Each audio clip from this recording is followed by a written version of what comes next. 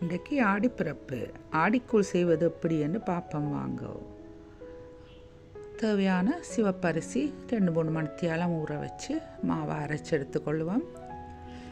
அதோட பயரையும் வறுத்தெடுத்து வச்சுக்கொள்ளுவோம்.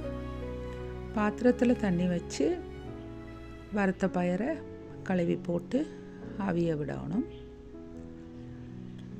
அரைச்ச மாவில் கொஞ்சம் எடுத்து சுடு தண்ணி உப்பு போட்டு குழைச்சி இடியப்ப பதத்தில் சின்ன சின்ன உருண்டைகளாக பிடிச்சி அந்த உருண்டைகளையும் கொதிக்கிற தண்ணியில் போட்டு அவிய விடணும்.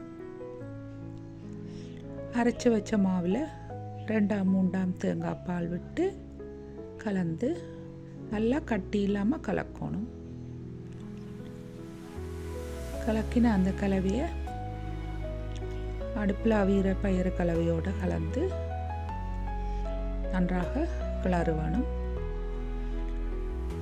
அதோட பனங்கட்டியையும் சேர்த்து கொள்ளுவோம். தேவையான அளவு சிறிது உப்பையும் சேர்த்து அடிப்பிடிக்க பார்க்கும் கலந்து கொள்ளணும். அதோட முதலாம்பால் விட்டு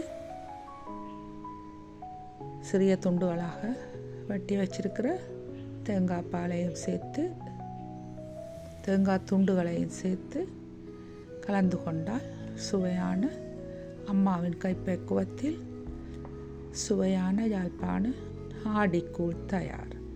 சமைத்து சுவைத்து உங்கள் கமெண்ட்ஸை பதிவிடுங்கள்.